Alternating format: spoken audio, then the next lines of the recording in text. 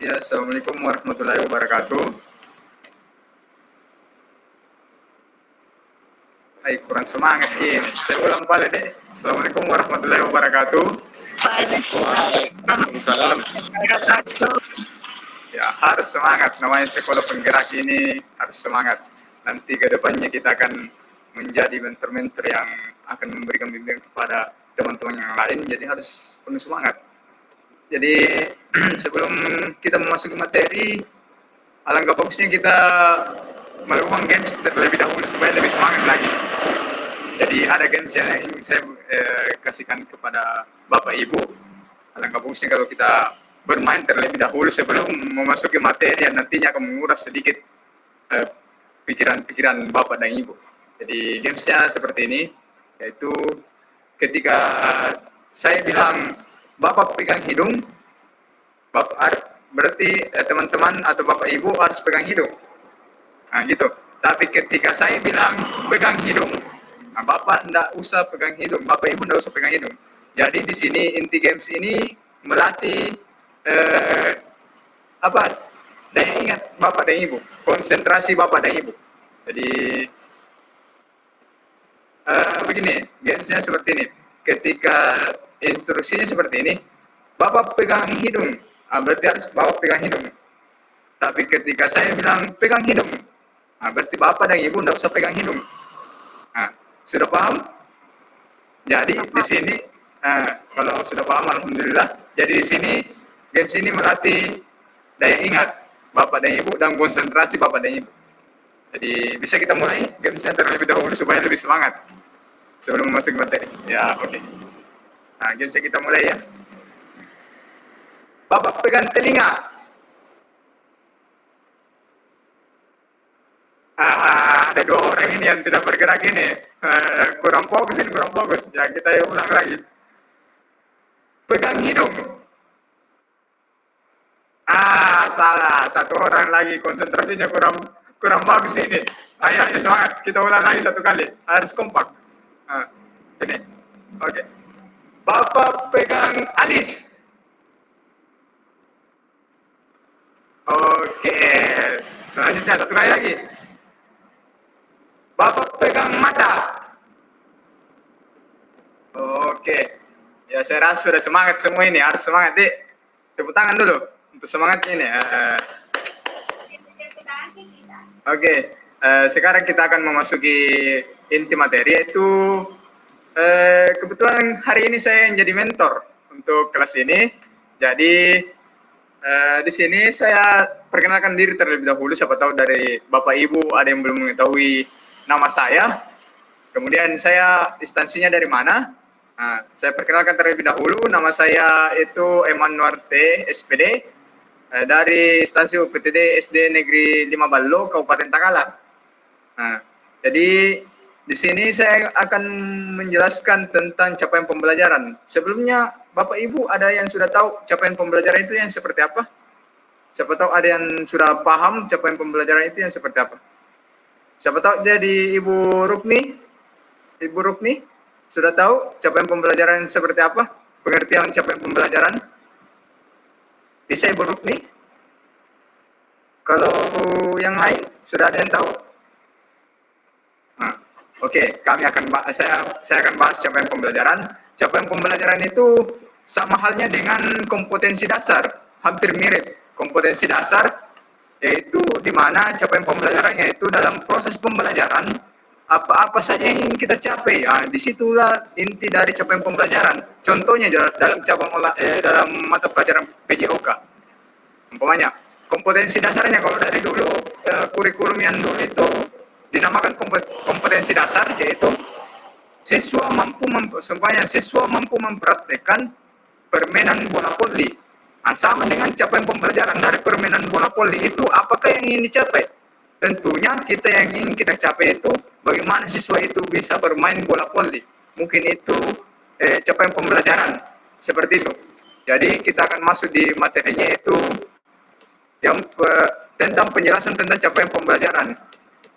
Tapi terlebih dahulu ini ada pengantarnya di sini, kita bisa lihat, yaitu capaian pembelajaran itu membangun pelajar Indonesia memiliki jiwa Pancasila dan memiliki keterampilan abad 21 adalah salah satu tujuan utama pendidikan Indonesia. Jadi, pendidikan Indonesia ini sebenarnya dari abad 21 sudah ada sudah tertuang dalam Pancasila, yaitu di mana pendidikan Indonesia itu harus memiliki karakter, harus memiliki tujuan, mau diarahkan kemana anak-anak kita.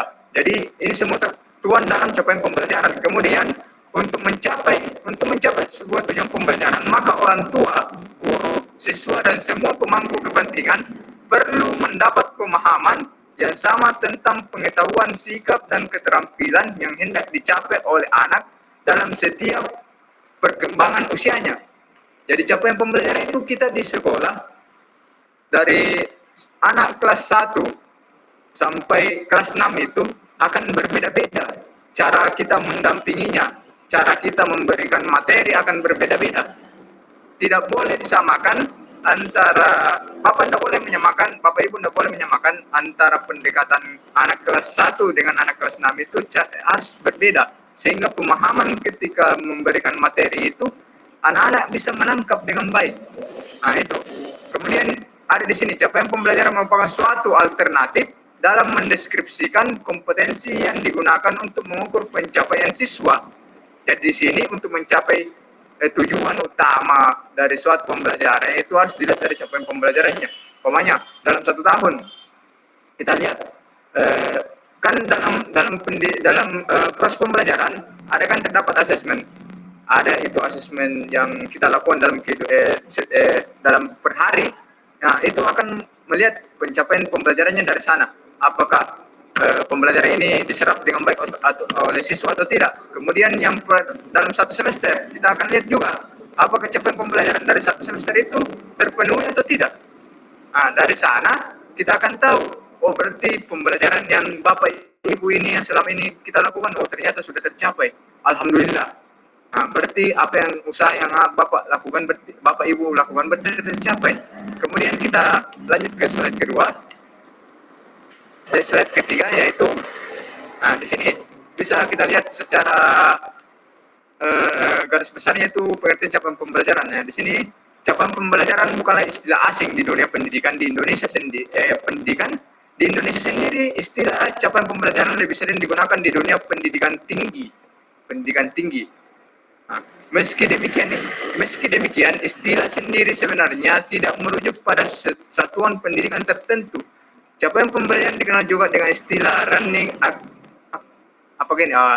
Mungkin Bapak lebih paham ini bahasa Inggris ini. Saya ini kurang paham dengan bahasa Inggris. Jadi mungkin Bapak Ibu mungkin bisa lebih paham ini. Saya presentasi dengan saya depan. Jadi dari hasil kajian tersebut kemudian dipakai untuk membangun rekomendasi terhadap pengembangan kurikulum di Indonesia, termasuk di dalamnya adalah rekomendasi terhadap proses penyusunan capaian pembelajaran dan gambaran implementasinya. Nah, di sini dari pengertian capaian pembelajaran akan timbul sebuah pertanyaan. Pertanyaan itu seperti apa? Ini capaian pembelajaran ini kan bukan lagi istilah asing di dunia pendidikan. Tapi pertanyaan di sini, apakah Bapak Ibu sudah tahu dan pahami capaian pembelajaran yang Bapak Ibu lakukan di sekolah itu sudah terlaksana apa belum? Nah, Bapak Ibu, mana suaranya? Semangat dong. Semangat. Lagi tinggal 1 hari nih. Jadi saya pengen tahu ini dari Bapak Ibu. Apakah capaian pembelajaran kalau kita lihat ini kan istilahnya di sini bukan lagi istilah asing di dunia pendidikan di Indonesia sendiri. Nah, jadi pertanyaan apakah di sekolah Bapak Ibu ini capaian pembelajaran ini sudah terlaksana apa belum? Sudah Bapak Ibu lakukan apa belum? Karena sudah bukan istilah asing lagi di dunia pendidikan. Nah, siapa tahu Pak Aspian suaranya bisa? Belum kayaknya Pak, karena ini kan hal baru buat kita. Tapi sebelum adanya capaian pembelajaran itu kan intinya itu kompetisi dasar yang diubah menjadi capaian pembelajaran. Tapi kayaknya semua sekolah sudah menerapkan hal itu, Pak. Kalau dari peserta yang lain, Bapak Ibu yang lain, ada yang sudah terpenuhi capaian pembelajarannya? Kalau dari Ibu Adriani, kayaknya ini yang lebih semangat ini. Ibu Adriani gimana dengan sekolahnya? Kalau saya lihat Pak, kalau istilah capaian pembelajaran itu kan sebenarnya hanya eh, apa ya, kata yang baru saja, pengganti dari kompetensi dasar sih sebenarnya dari kurikulum sebelumnya. Jadi kompetensi dasar saya rasa itu sudah menjadi acuan ya dari masing-masing sekolah untuk mencapai kompetensi dasar itu. Jadi saya rasa untuk capaian pembelajaran mungkin sudah diterapkan, cuman istilah capaian pembelajarannya saja ini Pak yang masih baru bagi sekolah-sekolah, mungkin seperti itu. Iya, makasih Bu. Betul sekali yang dikatakan Ibu Adriani. Jadi capaian pembelajaran ini seperti yang saya bahasakan tadi, yaitu pengganti, bisa dikatakan hampir sama dengan kompetensi dasar. Cuman dalam sekolah penggerak ini, karena kita akan membuat sebuah model yang baru, di mana peserta didik itu akan lebih aktif. Jadi kita agak mungkin kosakatanya saja yang berubah, tapi tujuannya tetap sama. Mulai dari KTSP, K13, artinya semua sama, hampir sama. Cuman mungkin bahasanya lebih diperhalus lagi, mungkin seperti itu. Oke, saya rasa Bapak Ibu ini sudah paham ini tentang capaian pembelajaran. Oke, kita lanjut ke slide keempat.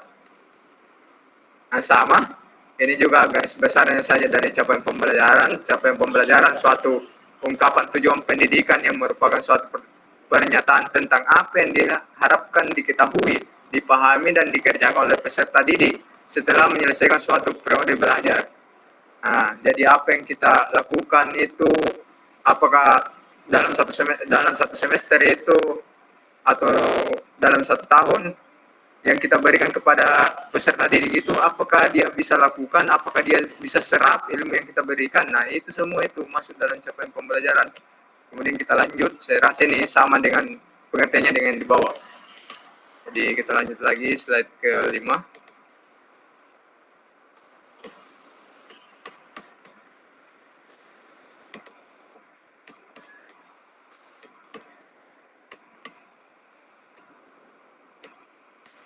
Nah, ini di sini. Kentara ya Pak, Bu, kentara. Kelihatan? Oke. Nah, di sini capaian pembelajaran itu berfokus apa yang diharapkan pada siswa di akhir pembelajaran. Nah, sama dengan bahasanya yang tadi ini. Fokusnya itu semua kepada akhir tujuan pembelajaran kita. Semua terfokus ke sana. Akhirnya seperti apa, siswa ini akan seperti apa dengan apa yang kita berikan. Tentunya dalam untuk mencapai sebuah tujuan pembelajaran, ketika kita memberikan sebuah materi atau pembelajaran kepada siswa, yang harus pertama kali kita lakukan itu yaitu pendekatan kita terhadap siswa itu seperti apa. Nah, kita harus tahu terlebih dahulu karakter siswa kita seperti apa. Jangan sampai kita menuntut tujuan pembelajaran kita tercapai, cuman kita tidak tahu karakter siswa kita seperti apa, maunya siswa kita seperti apa. Nah, dari sana, ketika kita hanya mementingkan tujuan yang ingin kita lakukan tanpa kita mengetahui karakter peserta didik kita seperti apa, maka saya yakin tujuan pembelajaran yang kita akan lakukan itu tidak akan tercapai. Karena siswa itu berbeda-beda kemampuannya dalam menyerap sebuah materi, berbeda-beda. Kita juga sebagai tenaga pendidik harus juga berbeda-beda dalam menghadapi siswa. Jadi kita ini sebagai tenaga pendidik harus sebenarnya mempunyai banyak karakter. Kita harus mempunyai 1000 macam karakter. Kenapa demikian? Karena ketika ada siswa yang karakternya berbeda dengan siswa A, otomatis kita harus mengikuti karakternya dia agar capaian pembelajaran yang kita ingin lakukan itu bisa tercapai. Karena kalau semuanya, umpamanya satu saja karakternya kita sama ratakan semua, kita libas semua, maka tidak akan tercapai, Bapak Ibu. Apa yang kita inginkan itu tidak akan tercapai. Malahan anak-anak itu akan menjadi jenuh ketika kita melakukan proses pembelajaran. Itu seperti itu. Kata pepatah begini, ada itu.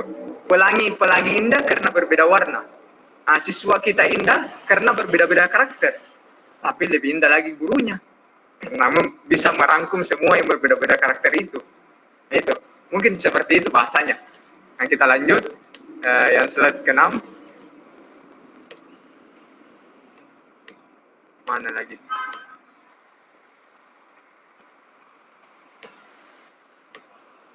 Di sini definisi sederhananya capaian pembelajaran.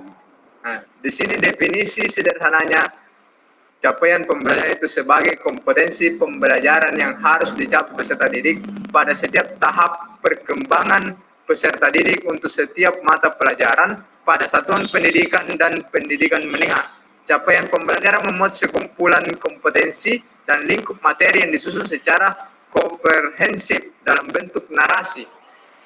Jadi, ini proses pembelajaran itu ada beberapa tahap yang harus dilalui. Umpamanya ada beberapa fase dalam dunia pendidikan, itu ada beberapa fase untuk mencapai tujuan pembelajaran. Itu di mana fase A itu untuk kelas 1 2. Kemudian di fase B itu untuk kelas 3 4. Fase C itu 5 6 dan selanjutnya sampai SMA. Itu semua ada fasenya. Kemudian itu pendekatannya akan berbeda. Kemudian dari fase-fase itu ada beberapa elemen-elemen yang akan kita terapkan, akan kita lakukan di sini, yang akan kita bedah. Tapi kita lihat dulu elemen-elemennya itu seperti apa.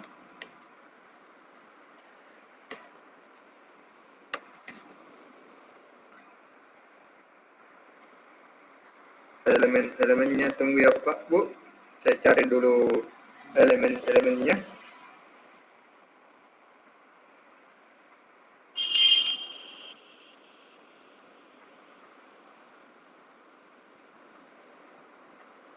Di sini saya bacakan saja deh. Di sini elemen-elemen dalam pembelajaran untuk mencapai sebuah capaian pembelajaran itu untuk PJOK, yaitu yang pertama elemen keterampilan gerak.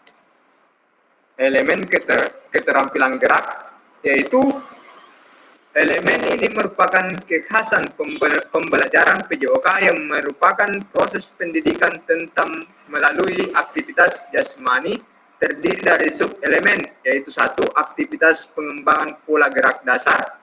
Yang kedua, aktivitas pengembangan keterampilan atau motor skill berupa aktivitas pilihan permainan dan olahraga, aktivitas senam, aktivitas gerak berirama, serta aktivitas permainan dan olahraga air. Kemudian elemen yang kedua, yaitu pengetahuan gerak, yaitu seperti elemen ini merupakan penerapan pengetahuan konsep, prinsip, prosedur, taktik, dan strategi sebagai landasan dalam melakukan keterampilan gerak, kinerja, dan budaya hidup aktif pada setiap sub-elemen, yaitu 1. Aktivitas pengembangan pola gerak dasar. Yang kedua, aktivitas pengembangan keterampilan gerak berupa aktivitas pemilihan permainan. Kemudian elemen yang ketiga, yaitu pemampatan gerak. Deskripsinya di sini, elemen ini berupa pemampatan gerak di dalam kehidupan sehari-hari yang terdiri dari sub-elemen, yaitu 1. Aktivitas pemeliharaan dan peningkatan kebugaran jasmani terkait kesehatan dan keterampilan. Yang kedua, pola perilaku hidup sehat. Kemudian yang keempat, elemen keempat yaitu pengembangan karakter, internalisasi nilai-nilai gerak. Elemen ini berupa pengembangan karakter dan internalisasi nilai-nilai gerak secara gradual yang dirancang melalui berbagai aktivitas jasmani, terdiri dari sub-elemen, yaitu 1. Tanggung jawab personal dan sosial. Yang kedua, nilai-nilai keriangan, tantangan, ekspresi diri, dan interaksi sosial. Jadi di sini semuanya kita ambil contoh dari elemen ini, kita bisa ambil contoh, yaitu ketika kita mengajar anak peserta didik, yaitu fase A terutama anak kelas 1. Anak kelas 1 itu kan lebih banyak dia bermain. Dia lebih fokus bermain. Jadi ketika Bapak Ibu memberikan sebuah materi untuk anak kelas 1, usahakan kita memberikan materi itu sambil bermain. Disisipkan materi bermain di dalamnya. Contohnya seperti ketika